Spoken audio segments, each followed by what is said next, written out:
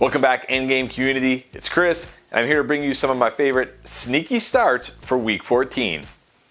And let's start as we always do with running back, and let's go back to the well with Tony Jones. I get it. The last time you played Tony Jones, it didn't go well. He got completely shut down by Buffalo. But there's reasons to like Tony Jones again here in Week 14. Mark Ingram today announced on the COVID reserve list. Unlikely that he's going to play on Sunday. That's going to leave Tony Jones to more than likely fill in the Mark Ingram role. Now, granted, Alvin Kamara is healthy and should be back, which will reduce the amount of work Tony Jones would see. But if he does get that Mark Ingram role against the New York Jets, that's enough to give him at least flex value in deeper leagues. Now, I know a lot of people are talking about Ty Montgomery. My worry with Montgomery is he's the pass catching back, and so is Alvin Kamara. So I think Tony Jones gets that Mark Ingram role, which gives him enough in this matchup to be flex worthy.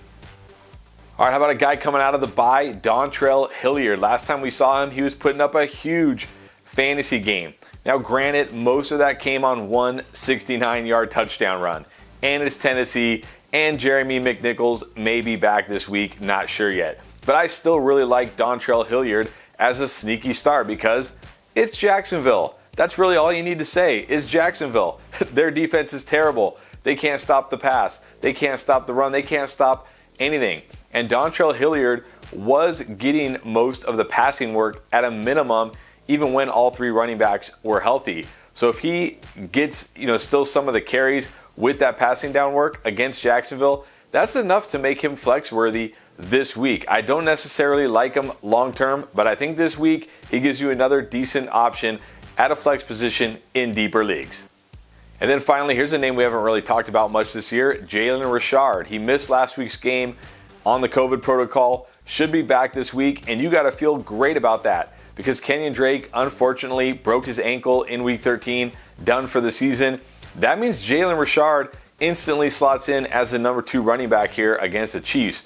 Now, I know Josh Jacobs has been getting a ton of work in the passing game, but that's because they haven't had Jalen Richard. Jalen Richard is a great pass-catching running back. And one thing about this Chiefs defense, they give up the 7th most receptions to running backs per game and the 3rd most yards receiving to running backs per game. So sure, I like Josh Jacobs a lot this week, but I think Jalen Richard will get his share of the work as well, not to mention his share of the receptions. And in this matchup, that's all it should take.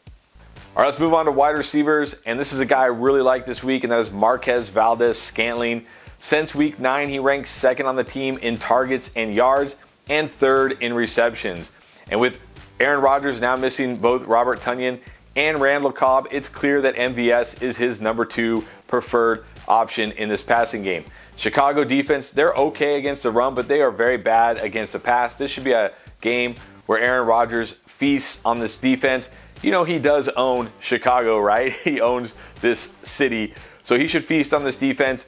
Obviously, Devontae Adams in line for a huge game, but I think MVS gets a good share as well. Great play this week, even better than a flex value. I think he can be a startable wide receiver 3 in Week 14. All right, moving on to a guy who has been the epitome of boom or bust, and that is Donovan Peoples-Jones. He either has a huge game where he makes a big play or he does pretty much nothing. Well, I think this week he could put up a huge play because they're going up against that Baltimore secondary that is absolutely decimated right now. Obviously, they lost Marcus Peters early in the year. Now they just lost star cornerback Marlon Humphrey to a pec tear, out for the season. So this defense, which was already getting taken apart through the air, is just going to be even weaker in this game. Now, of course, the risk with Donovan Peoples-Jones is he doesn't get a ton of volume. He needs that one big play. But in this matchup against this secondary, I think he can make that one big play. So if you have a league where you need a home run in your wide receiver slot or in your flex slot, look at Donovan Peoples-Jones. He can do it this week. All right, now talk about names we haven't heard from in a while. Laquan Treadwell. That's right, Laquan Treadwell is back and he's fantasy relevant because for some reason, no matter who gets injured on the Jacksonville Jaguars, the next man up becomes Trevor Lawrence's preferred option. Over the last 2 games, since the Jamal Agnew injury, he leads the team with 13 targets. That's right, it's not Marvin Jones, it's not Laviska Shenault, it's Laquan Treadwell. What year is this? But you know what? Going up against Tennessee, still the worst ranked defense against wide receivers, you gotta like the potential here for the guy getting the bulk of the targets in this offense.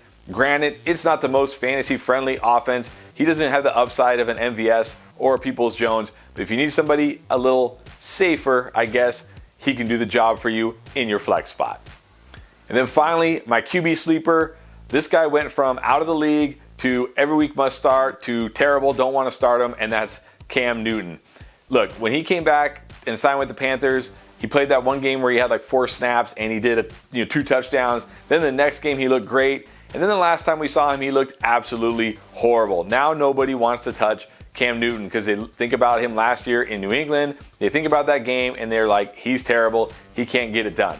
Well, you know what? He might be terrible. I don't know. But it doesn't matter this week because it's the Falcons. The Falcons are where offenses go to get right. It doesn't matter what team it is. When they play the Falcons, they have good games. You guys remember a few weeks ago, Dallas was struggling. Everybody was asking what's wrong with Dallas. Then they played the Falcons and lit them up for 30-something points and everything was fine. I feel like Cam Newton's going to have a great week against this Falcons defense. We know he has a nice rushing upside, not to mention rushing touchdown upside, which is what you always want in a quarterback. So if this week, if you're without Jalen Hurts and you want that similar rushing type quarterback, look at Cam Newton. The matchup is too good to ignore. All right, guys, those are my sneaky starts for Week 14. Hope you enjoyed it, and I'll see you next time.